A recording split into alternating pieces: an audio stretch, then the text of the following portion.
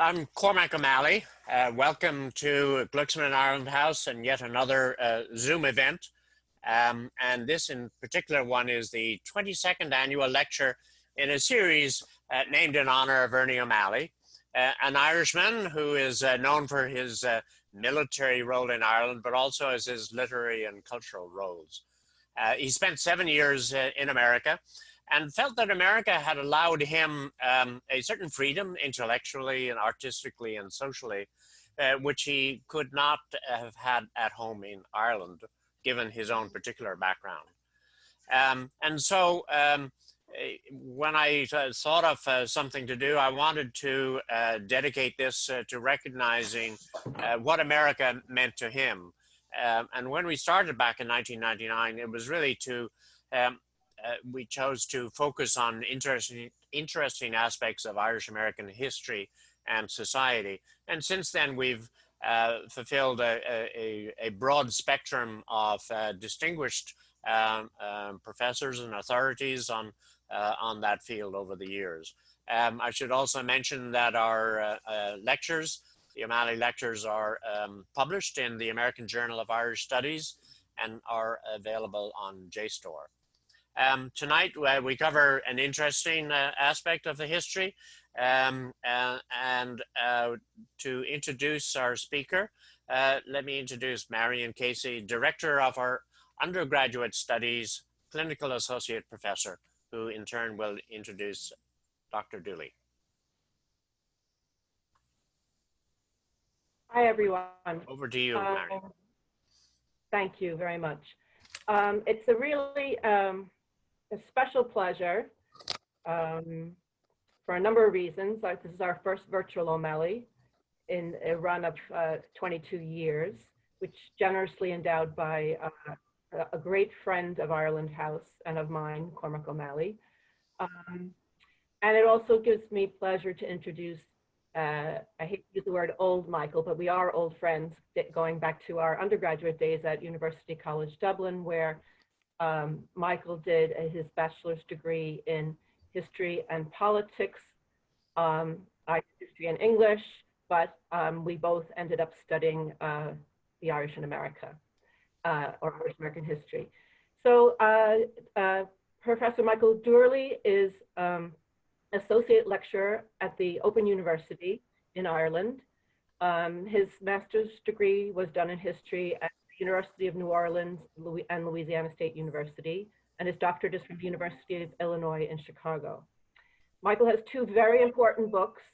The first one was Irish American Diaspora Nationalism, The Friends of Irish Freedom, 1916 to 35, published by Four Courts Press in 2005. And tonight we have the pleasure of launching his new book, biography, Justice Daniel Cohalan, 1865 to 1946, American Patriot and Irish American Nationalist, published by Cork University Press, just published. I'd like to just take a minute to, on behalf of all of us at Glucksman Ireland House, to welcome you to this event tonight and to extend the regrets of our director, Professor Kevin Kenny, who is unable to be with us today, but who sends his best to Michael and welcomes all of you to this event. We are going to ask you, if you have questions, to please put them into the chat, and we will field them to Michael at the end of the lecture. And without further ado, over to you, Michael, in Dublin. Thank you, Cormac and Marion, for that kind introduction. I'm honored to have this opportunity to talk about my book at the annual Ernie O'Malley Lecture.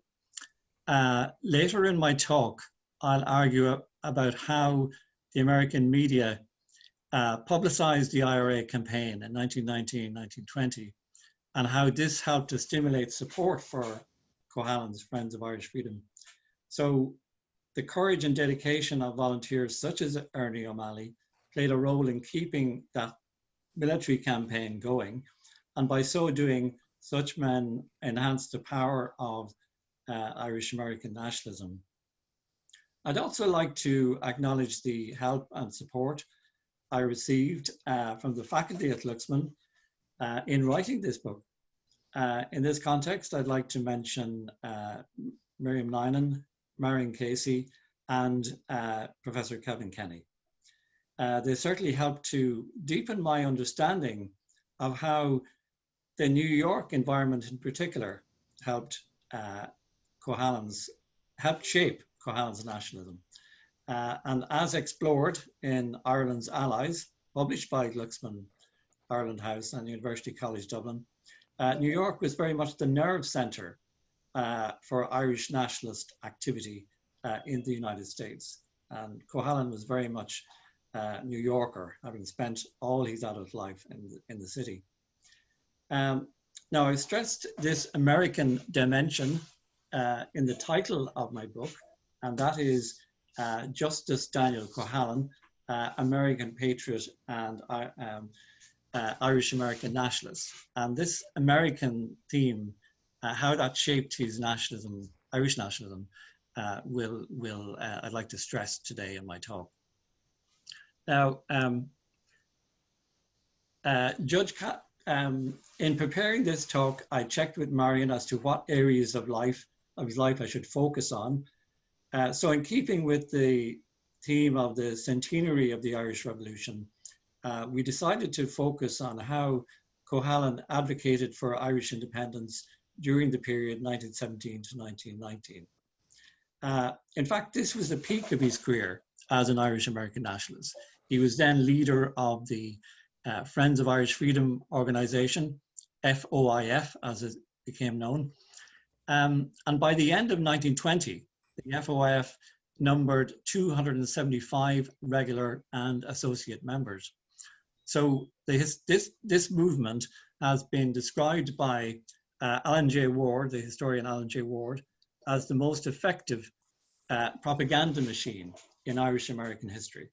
So Cohalan dominated the Irish-American nationalist movement until his famous breach with de Valera in October 1920. De Valera's famous remark about Cohalan, quote, "Big as the country is, it was not big enough to hold the judge and myself," end quote, is testimony not just to the rivalry between both men, but also to the standing of Cohalan at that time. Now, while he was committed to the Irish revolutionary cause, Cohalan took pride in his American identity. He did not see any contradiction in his allegiance to both the United States and the cause of Irish nationalism. In his writings, he drew on the example of America's own successful revolution in 1776. And Friends of Irish Freedom literature promoting the Irish cause in the United States often made this link. Now, I'd like to just show you an example of that. I have a PowerPoint with the slide here.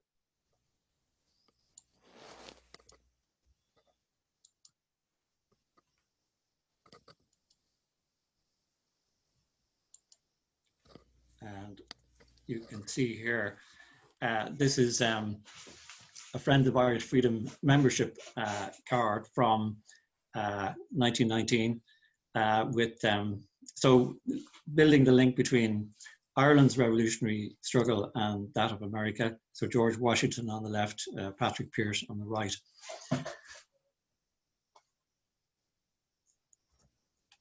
Now, Cohalan could believe that Ireland could achieve, let's just get back to that. Cohalan believed that Ireland could only achieve economic prosperity by establishing complete independence from Britain. And this drew him into the more revolutionary brand of Irish nationalism, as espoused by the Irish Republican Brotherhood and the Clan de Gael in the US.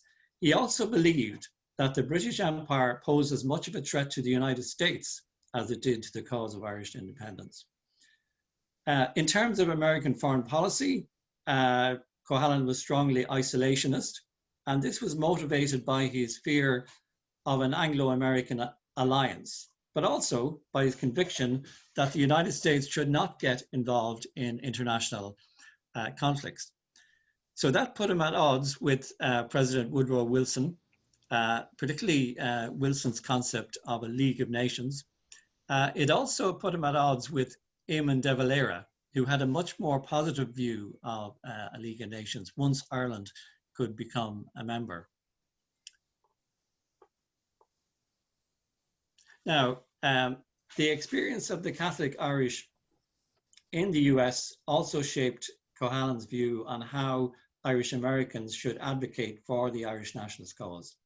The Catholic Irish were legally white, but they had made much social progress since the famine, but still they were not fully accepted within American society. There was a view among some sections of American society that the Irish were more loyal to the Pope in Rome or to foreign leaders instead. And I see that topic was covered in an earlier Ernie O'Malley lecture by Mick Mulcrone, which he titled The Treacherous Irish. That lecture went into this theme much more deeply. So Daniel Cohalan was aware of the challenges which the Irish faced, as he pointed out to his son, Florence, in a 1924 letter. "We're not truly free until all citizens stand upon an actual as well as a theoretical equality in the public life of the country." Now, Cohalan believed that the Irish American nationalist movement should also focus on enhancing the status of the Irish in America. He believed that the Irish in America could achieve more for Ireland as Americans rather than as Irish exiles in the United States. So I'll just get back to his background.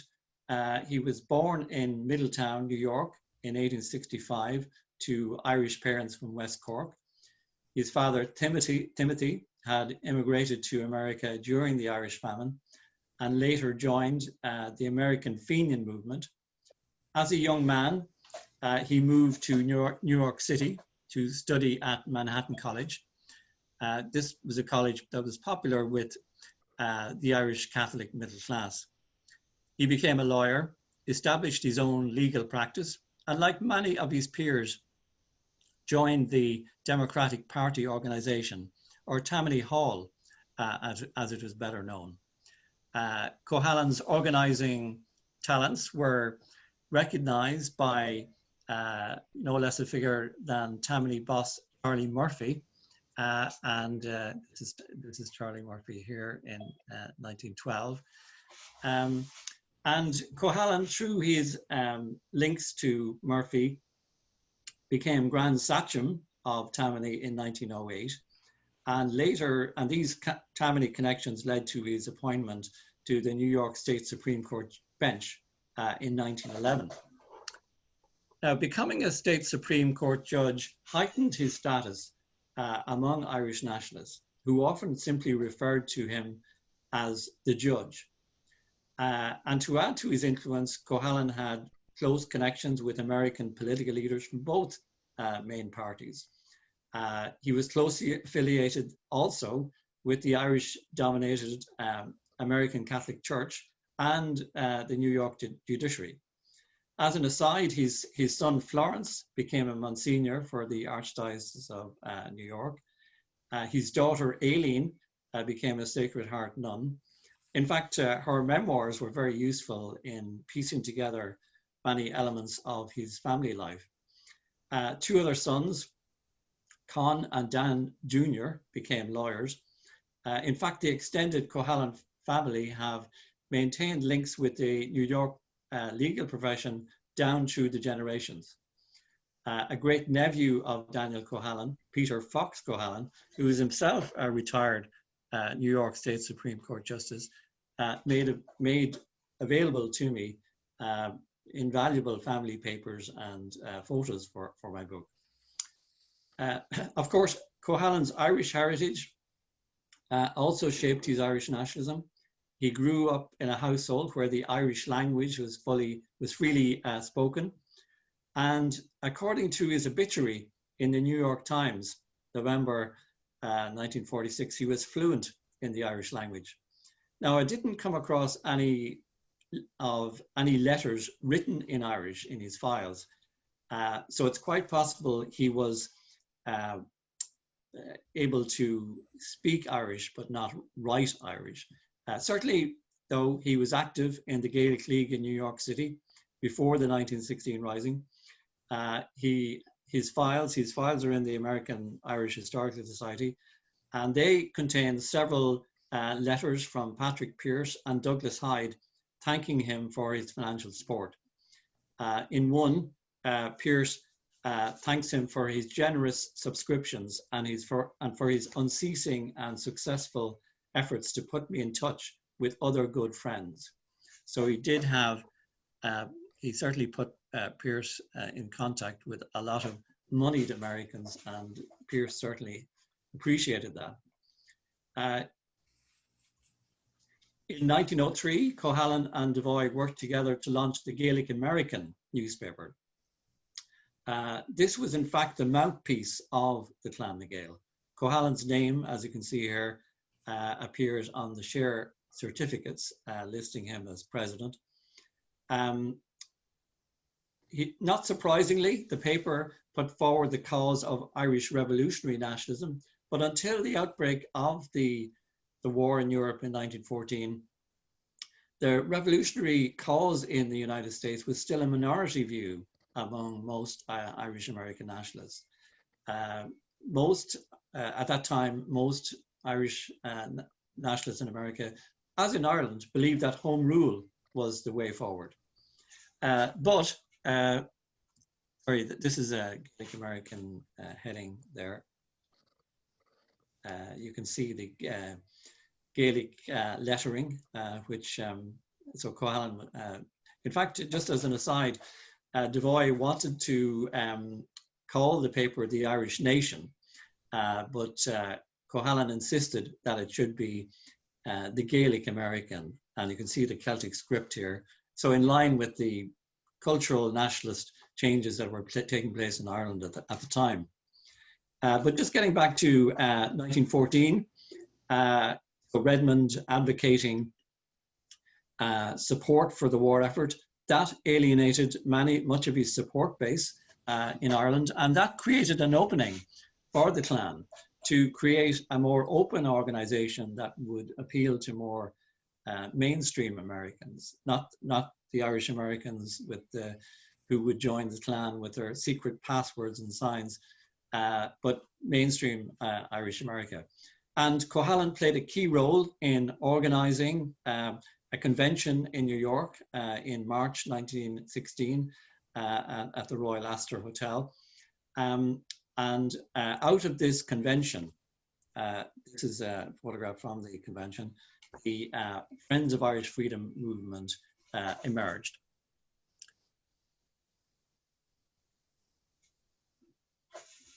Now, the Friends did much to exploit the Irish American outrage at the executions of the rebel leaders, which followed the 1916 Rising.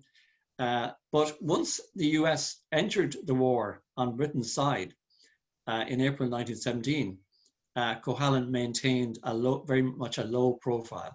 Now, there were a number of factors behind this. Cohalan, along with Devoy and Philadelphia Clan leader Joe McGarrity, had been involved in Clan efforts to enlist German help for the 1916 Rising. And many Clan messages were forwarded to Germany via the offices of Wolf von Igel. He was the German commercial attaché in New York. Now, tipped off by British intelligence, who could actually read the German codes, the American Secret Service raided von Igel's office just prior to the rebellion. And one captured cable contained a message from Cohalan requesting German air raids and naval attacks on England to coincide with the Rising. He even advocated the landing of German troops and munitions. This is the actual message from Cohalan that was found, and that was printed. Where I mentioned the calling for landing of troops and even the use of airships. Now, the authorities released this cable in September 1917 to the American media, and this report is in the Boston Globe. So it was certainly undermined Cohalan's reputation, but he survived this. There were calls for his impeachment, but he still had powerful allies in Tammany, and also the original cable had been sent in 1916 when America was still neutral. So it would have been difficult to prove a case against Cohalan at that time. Now, Cohalan denied that he had sent this cable. He even compared it to the attempts by British authorities to implicate Charles Stewart Parnell in murder, the Piggott forgeries. But in fact, in researching German archives in Berlin, I did come across Cohalan's message to the German War Office in the German Foreign Office records. Now, you probably are not able to, you may not be able to read German, but the second paragraph down, you can see Cohalan's name there, and it is effectively the same message we were looking at there earlier. There was another factor, of course, which explains Cohalan's wartime inactivity. Cohalan had always celebrated the heroic Irish role in American conflicts in the past. And so to continue to oppose the war, Cohalan had been advocating neutrality. It would have certainly undermined the Irish-American movement after the war, being associated with disloyalty. So in April 1917, in an interview with the Catholic newspaper, the Brooklyn Talbot, Cohalan argued that Irish Americans should always be present in defense of the flag and support of American institutions. And indeed, after the war, posters displaying the actions of Irish American soldiers in action on the Western Front were used to enlist financial support for a Friends of Irish Freedom Victory Fund. We'll discuss later how that fund was used to fund de Valera's tour of the US. The fund raised $1 million for the Irish cause after the war. Cohalan also saw the war as presenting an opportunity for the cause of Irish freedom. Wilson, in his declaration of war speech to Congress, had declared that the United States would fight for the rights and liberties of small nations. This reflected Wilson's vision of a rule-based post-war order, which would ensure lasting peace. So once the war had ended, Cohalan organized rallies which sought to link Ireland's demand for independence to Wilson's pronouncements. During the week of the 8th of December to the 15th of December, the Friends of Irish Freedom held self-determination for Ireland rallies across the US. Over 25,000 people attended one of the largest such gatherings in New York's Madison Square Garden.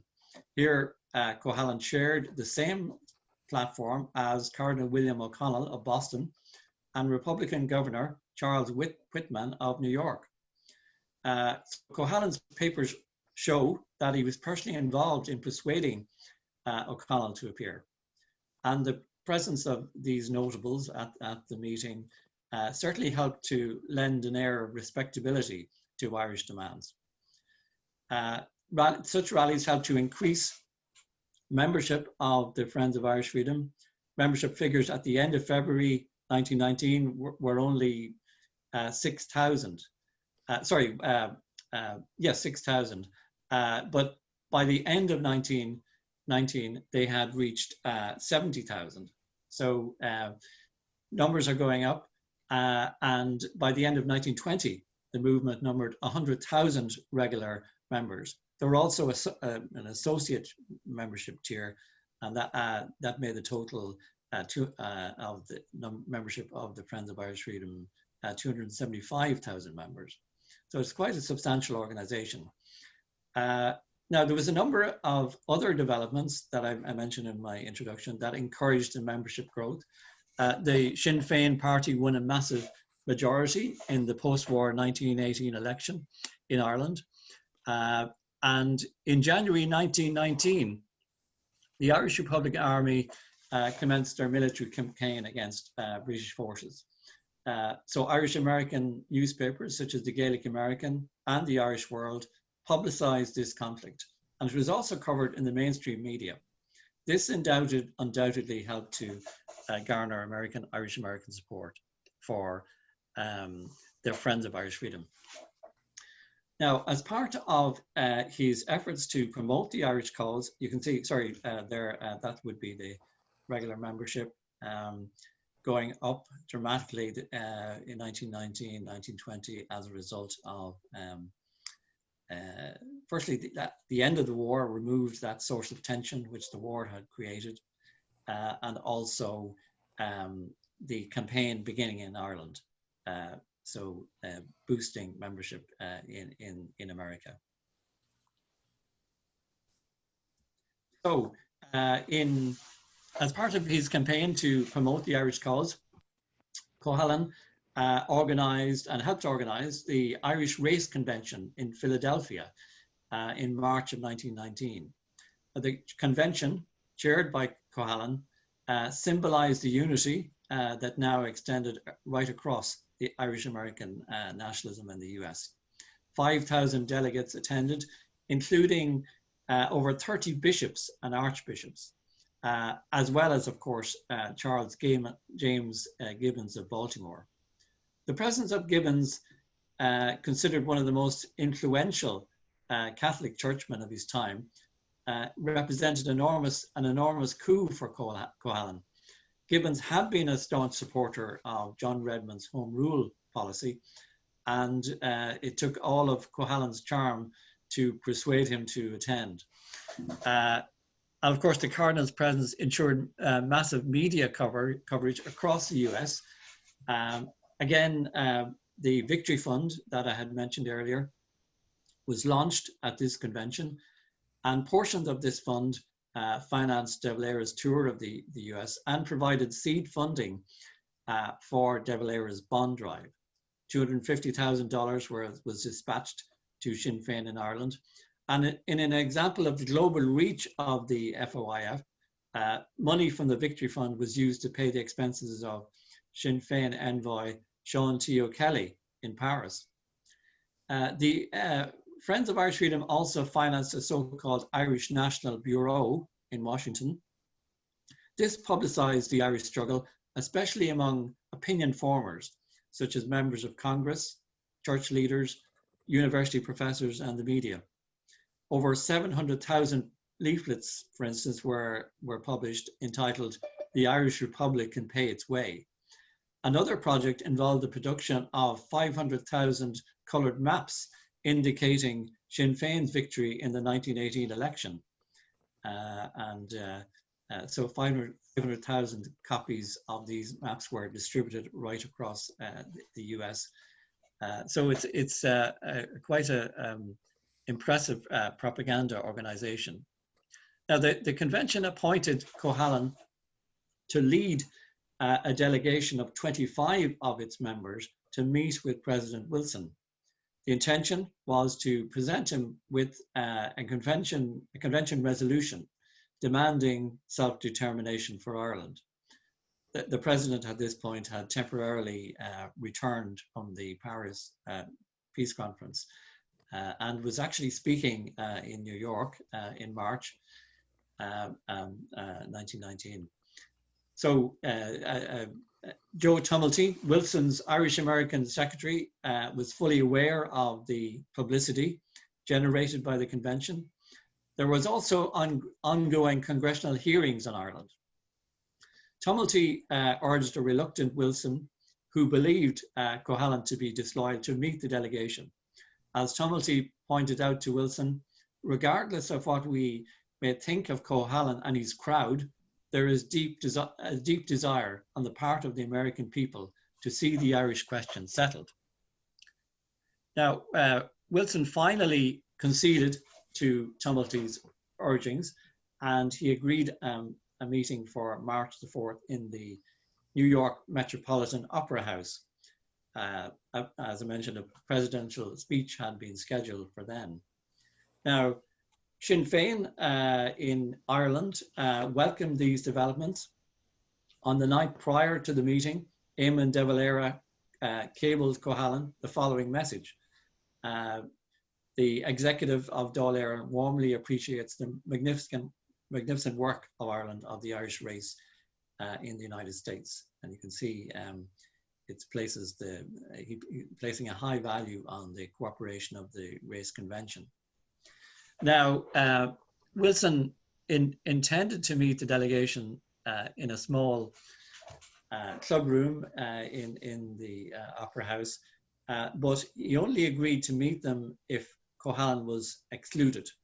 According to a report in the Irish Times, Wilson, through a Secret Service agent, gave Cohalan 5 minutes to leave. Cohalan agreed, but Wilson still refused to concede to Irish requests that he extend the principle, or that he would put pressure on Britain to yield on the question of self-determination for Ireland. He was unwilling to offend Britain. As he saw it, this would interfere in the Irish question, a purely domestic matter, as he thought, for Britain. And he viewed Britain's cooperation as vital. Wilson did plan to create a League of Nations after the war, and he saw Britain's help in this as vital to its success. Now, at this point, the delegation that met Wilson, acting under the authority of the Irish Race Convention, now appointed 3 of its members to form the American Commission on Irish Independence. The commission, led by Frank Walsh, over to the left of this photograph, and the commission was actually financed by the Victory Fund, sailed for Paris on the 31st of March 1919 and kept in close touch with Cohalan throughout. The commission wanted to present Ireland's case for self-determination at the Paris Peace Conference. They failed to get a hearing, but their mission did get a lot of coverage in the media and indeed the British press. This photograph is from the Daily Mail, May 1919. Failing to get a hearing in Paris, they then journeyed to Ireland, and where they received a rapturous reception, again ensuring much publicity for the Irish cause in America.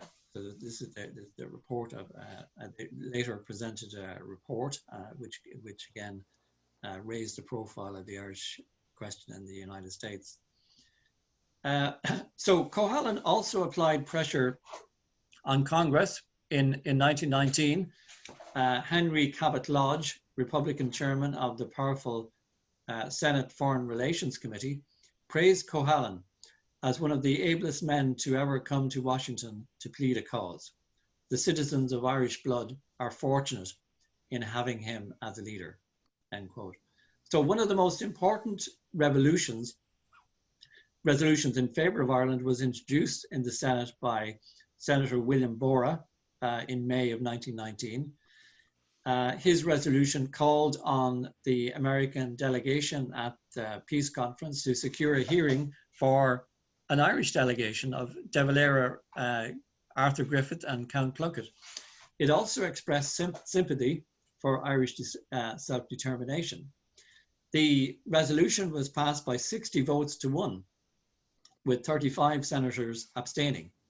So that massive vote in favor of the resolution is itself an indication of the success of Cohalan's campaign to make the Irish question center stage in American politics. De Valera, sorry, that's the that would be a report in the Sunday Independent in Ireland. And again, a lot of attention was paid to this vote. Now, Wilson again chose to ignore it, but it did certainly raise the profile and of the Irish question in the US, and indeed had an impact on the British government as well. De Valera, who arrived in New York in June 1919, recognized the important role that Cohalan could play in raising funds for the Irish cause.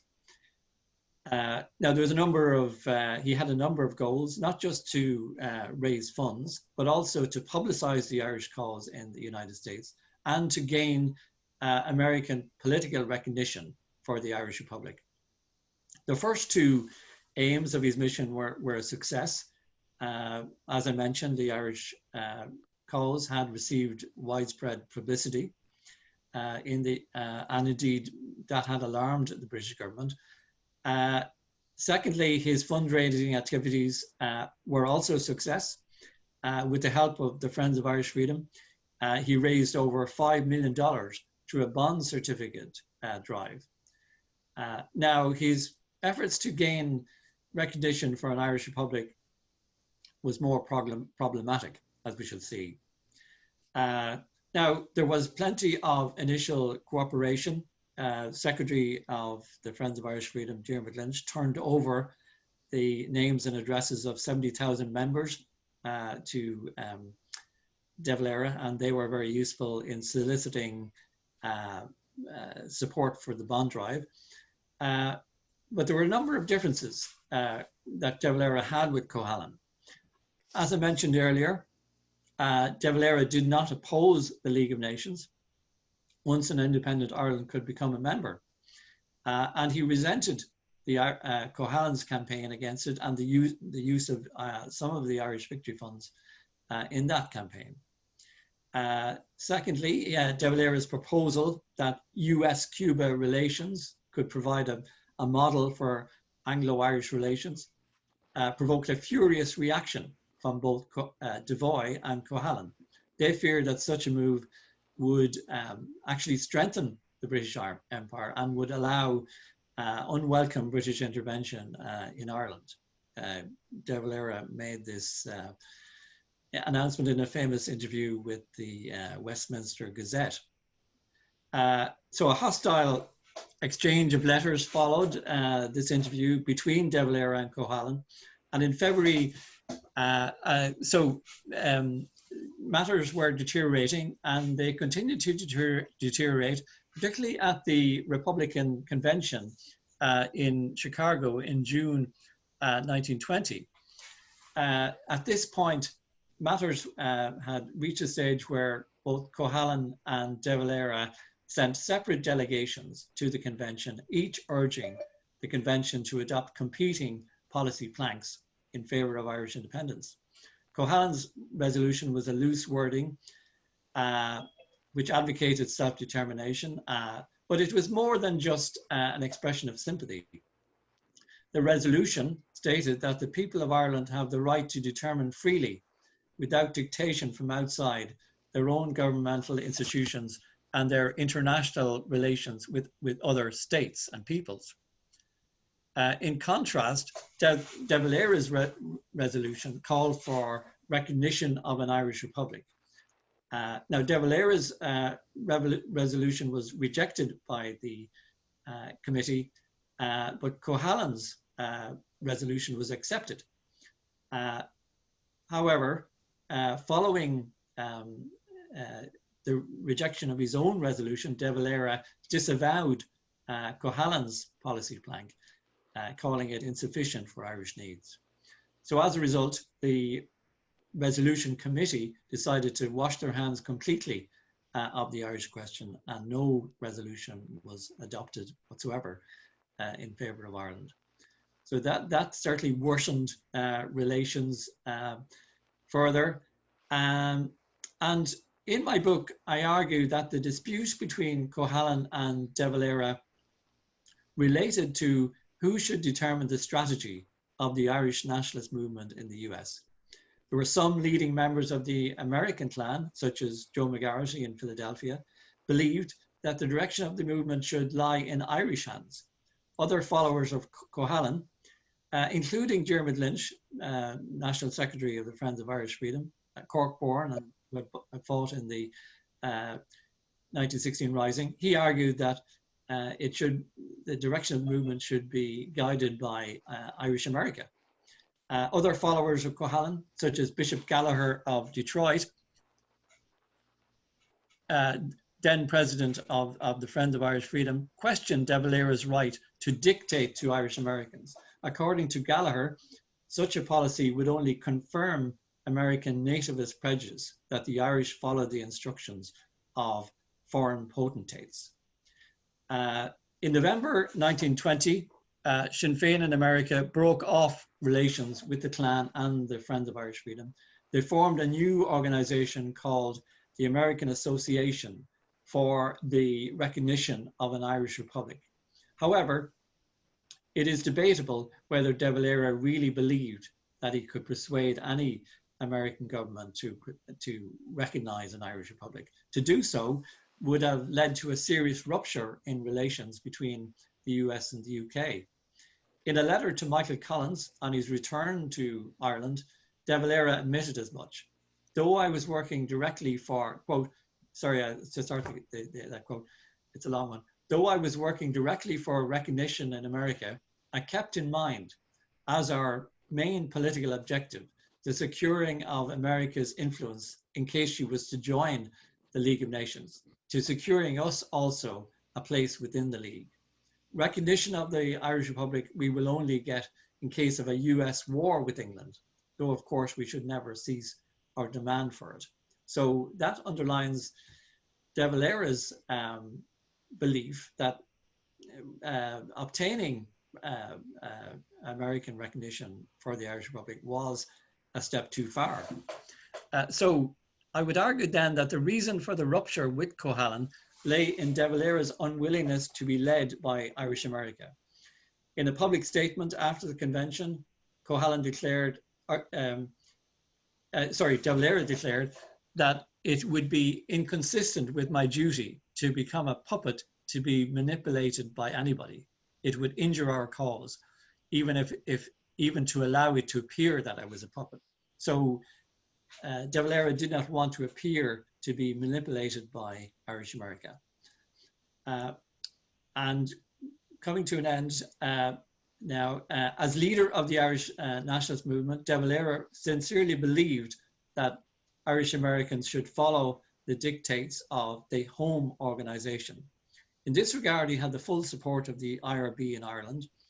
However, Cohalan was not only motivated by loyalty to Ireland, but also by loyalty to what he felt were the interests of both Irish America and the United States. He believed that Irish strategy should be guided not only by the interests of Ireland, but also by the interests of Irish America. So I'll just finish with what happened to Cohalan after his dispute with De Valera. After he didn't, he still continued to obviously he was always took an avid interest in Irish affairs. And indeed, following the dispute in America was very much overtaken then by the dispute within Irish nationalism over the Anglo-Irish Treaty. And at that point, Cohalan was courted by the leaders of the Irish Free State. Cohalan supported the treaty, believing that it was the best deal that could be had. And he actually in this photograph from 1923, he actually campaigned with William Cosgrave in the election of that year. The title of this photograph was "Campaigning by Air." The correspondent of the New York Herald described it as an example of Ireland modernizing, but in fact, I think it had more to do with state of the roads and fears that a roadside convoy could be ambushed. But certainly after 1926, Cohalan tended to focus more on American issues. He was again involved in Tammany issue politics in the early 1930s, and he died in December 1946. Thank you very much. I'll stop sharing now.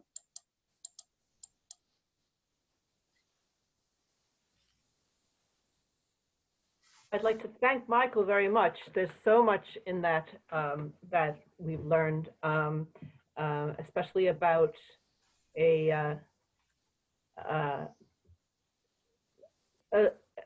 brilliant legal and political mind that was operating in this critical period for Ireland from across the Atlantic, in the American context, but advocating for Irish independence, but just from a different approach. I also just before I take some of the questions here, observe that time when you're a historian is kind of an interesting thing, to think that here we have virtually Cohalan is encountering one of the most famous anti-treaty, sons of anti-treaty, of the anti-treaty movement, Ernie O'Malley. So it's kind of interesting from that respect. Now, in the we posted the link to Cork University Press for Michael's new book on Daniel Cohalan, and some questions have come in. First, there's a few. Let me see here if we go in the order that they came in. Why was Wilson so opposed to Irish American concerns for the Irish Easter Uprising or to Irish American advocacy in the US for the Irish nationalist cause? Well, before the war, he was sympathetic to the Home Rule movement, and he certainly believed, he thought that Home Rule was the ideal solution. But he favored Britain in the war, and he also looked towards Britain as a potential ally in his scheme to create a new international order, a League of Nations. And so he didn't want to be seen to be interfering in what Britain considered its own domestic affairs.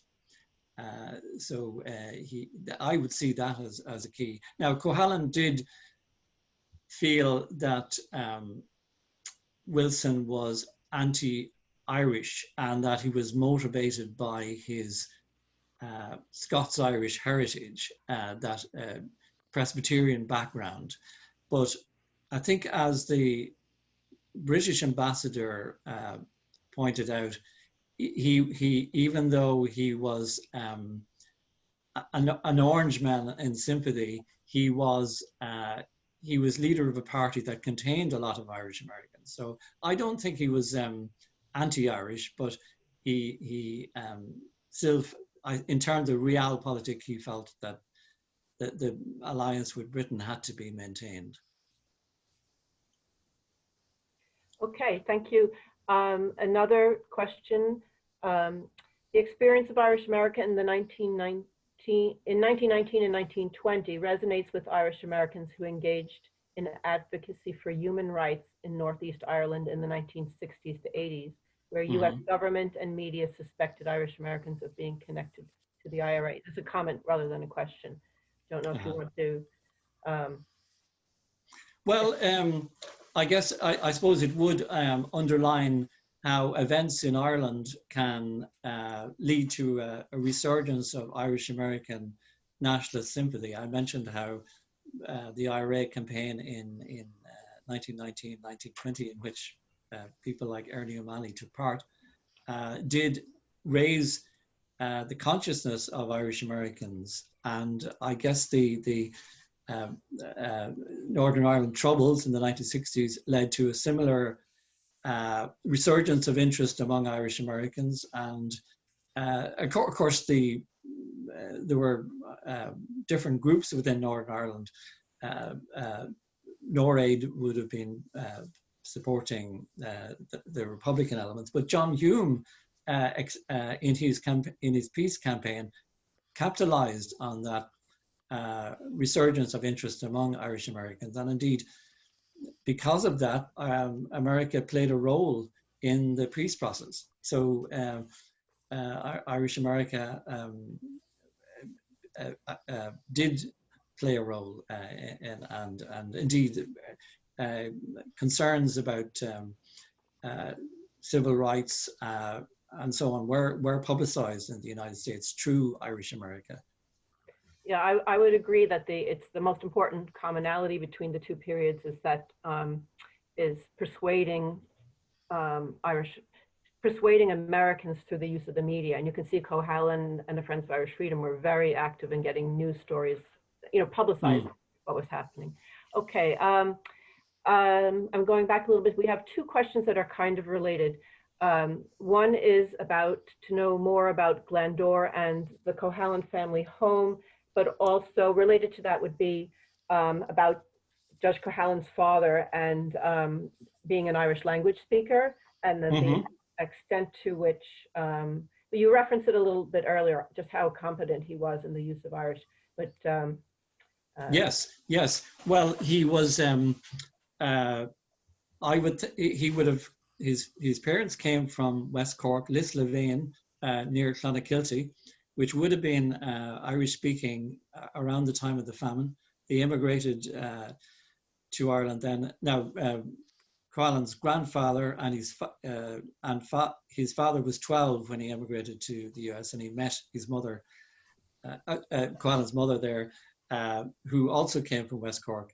So Cohalan's family would have left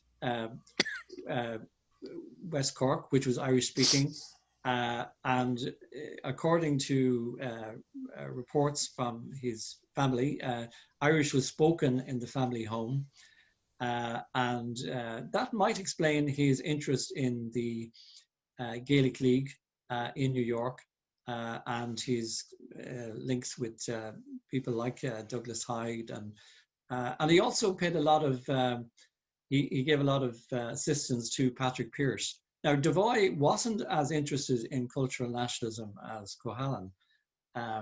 He was more focused on the political battle, but Cohalan did have that interest in the Irish language, and indeed the New York Times, in its obituary of Cohalan in December 1946, mentioned that he was fluent in the Irish language. So he did seem to have a spoken knowledge of the language, but not a written knowledge. And the other part of that question, Michael, was about, I suppose, why he chose Glandore. Yes. Well, his wife, Hannah O'Leary, came from that area. And of course, that was close enough to where his own parents and grandparents came from. So he had a fascination with Ireland. He bought this house in Glandore in 1909, and unusual at the time, because Americans didn't travel as much as they do now. But he visited his summer home in Glandore almost every year.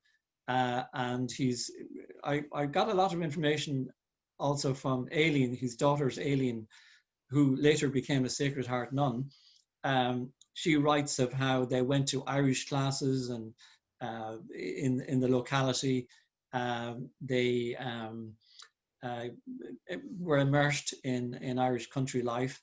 And Cohalan was so well regarded, he was nicknamed the Squire of Glandore by the locals. He'd have large parties in his quite a large mansion. The mansion is still there. He actually sold it to the Sacred Heart Order just before he died. in 1945, and it became a novitiate for the training of nuns.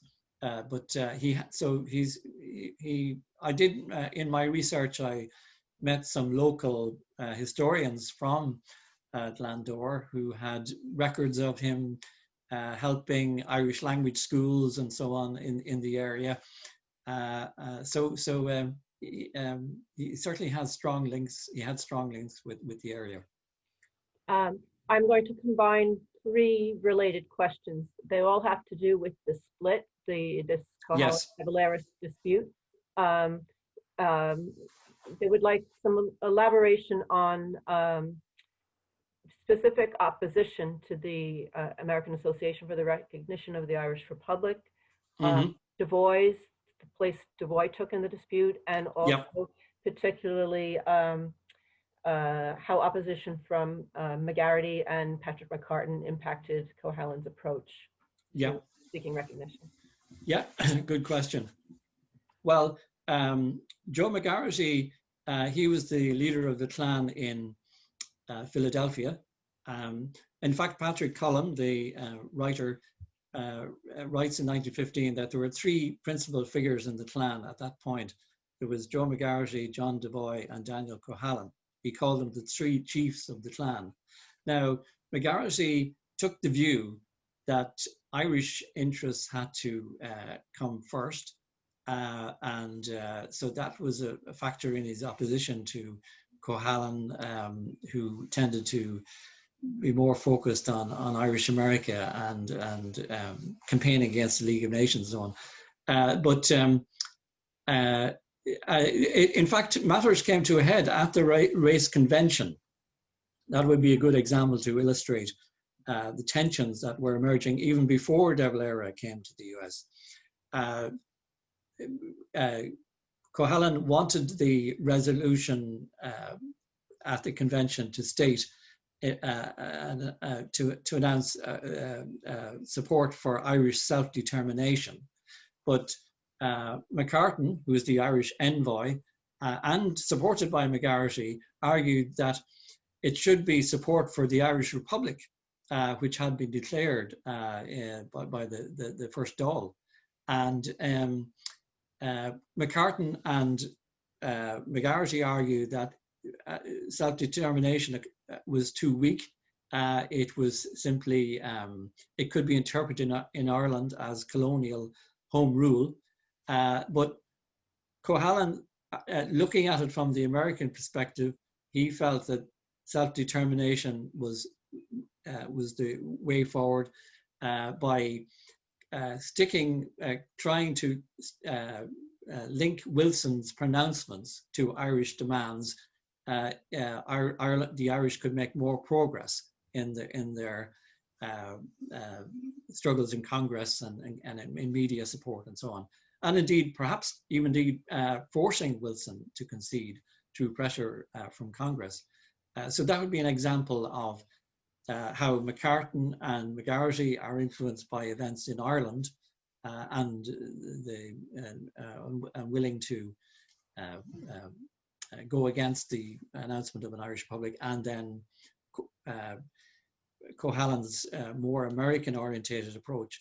Cohalan also said that Gibbons would never have come to the convention where if the outcome had been a declaration in support of an Irish Republic.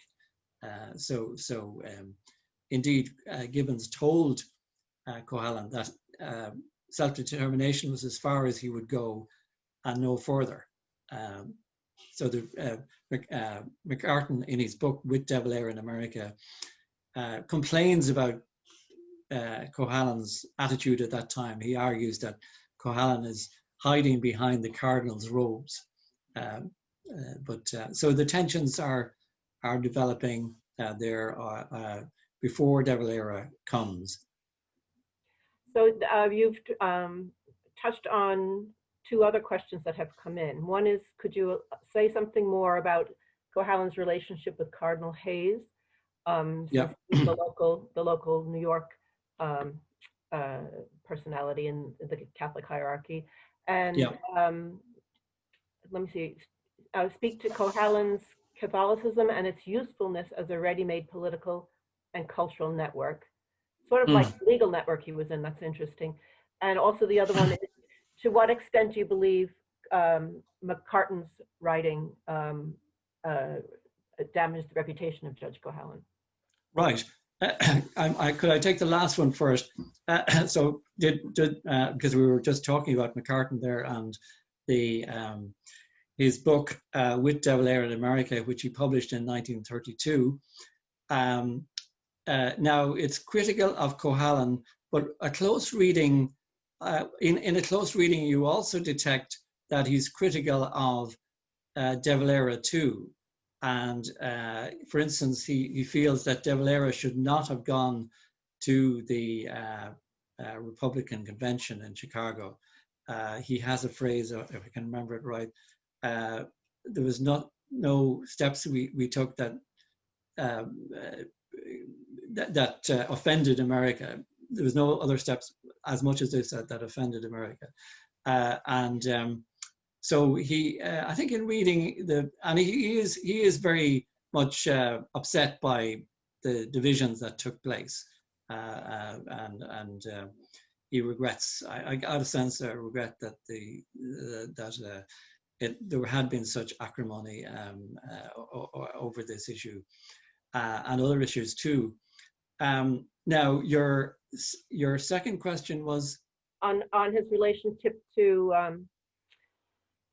Cardinal Hayes and how Catholicism. Oh yes, the Catholicism. I'll deal with the Catholicism. A network, yeah. Yeah, yes. So that was certainly important in terms of, say, Bishop O'Connell coming to the meeting in Madison Square Garden. So it lent an air of respectability to the Irish nationalist movement. And I showed you that photograph of Cohalan and Gibbons. Persuading Gibbons to come, I think it was significant, and that would have appeared. The very fact that Gibbons was there, it got a lot of international attention and attention right across the U.S. So I think Cohalan's devout Catholicism did play a role. There's several letters from bishops, various bishops in his files. Now, I can't recall coming across one from Hayes, I'm afraid. I didn't go into that. I know there was some dispute about he had to persuade the Archbishop of New York to invite O'Connell to the meeting at Madison Square Garden, and there was a bit of friction between both men, which can happen, I think, within any kind of organization. But Cohalan was able to pave the way for it, and he I forget it may have been Hayes. He was able to pave the way for. He persuaded the Archbishop of New York to invite O'Connell to the meeting in New York. So he certainly that again would illustrate his charm, perhaps, and his connections. So we're coming up on time here, but I just there are a few of the questions in the chat that I think are probably best answered in your book. One has to do with its relationship with women and with the reorganization of the Clan na Gael in 1899. I'm, as moderator, going to take the privilege of the last quick question, which is, why do you think it took until now to have a biography of this man? Right. Well, of course, Irish America and the role of Irish America in the independence movement has only got attention in the last few decades, I would say. So that may explain it. But it's also, I think, Cohalan never fired a shot in anger. I can see how Devoy, and Prunches de Rossa, Thomas Francis Meagher, they would have attracted a lot of attention because of that romantic image. They spent time in British prisons. They had joined the battle so physically, but Cohalan never fired a shot in anger.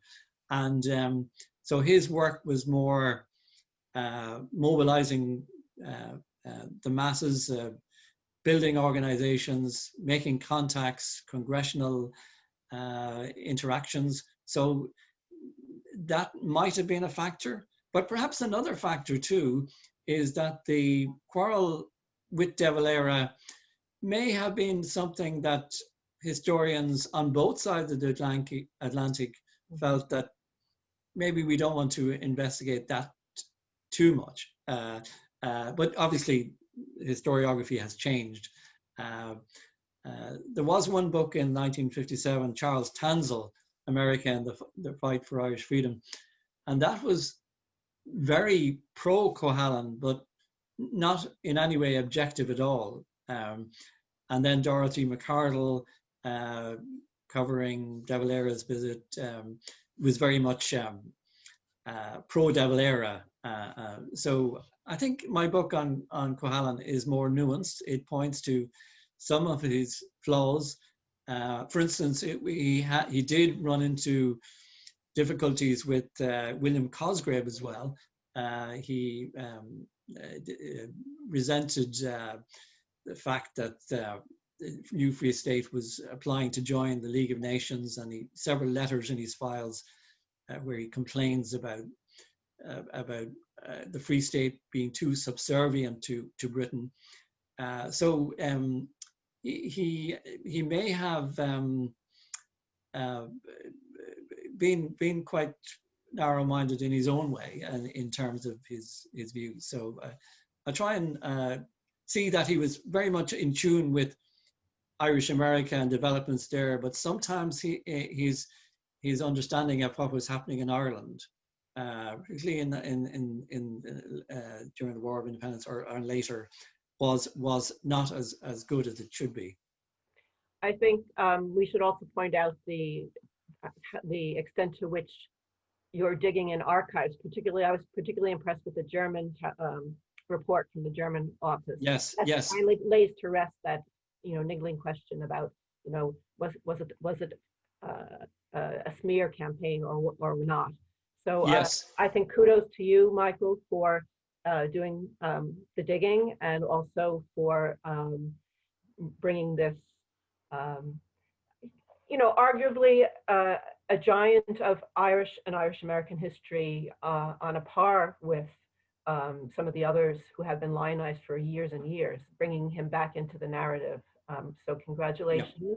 And I want to thank again Cormac O'Malley for endowing this really, really fantastic annual lecture on Irish American history, and which we will be making available on YouTube. It's been recorded today, and also will eventually be published in the American Journal of Irish Studies.